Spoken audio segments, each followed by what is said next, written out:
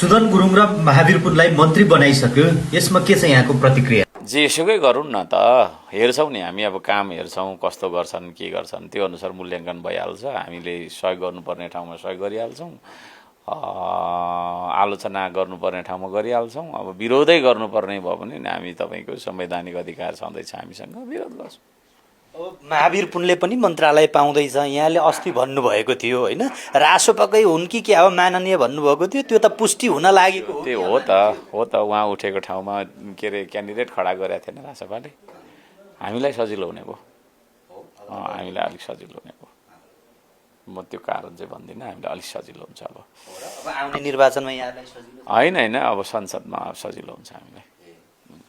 प्रतिपक्ष तर उहाँलाई मेरो शुभकामना, अलि राम्रो काम गर्नु। पहिला नि शिक्षा मन्त्री बन्नुभयो, ढिँडो पकाइ खाएर त्यही के अरे मन्त्रालयमा सुतेको मात्रै भाइरल भयो। ए पत्रकार साथी, यसरी नपिलम न, बिचरा उहाँ मन्त्री बन्न नपाएर कालो मुख लगाएर बसिरहन्, यति नपिलम न। यिनको दिमागले भ्याउने भनेको यति हो कि यहाँभन्दा यिनले बढी बोल्नै सक्दैनन् कि, यहाँभन्दा बढी नपिलम, बस यति है त साथी। बेस साले।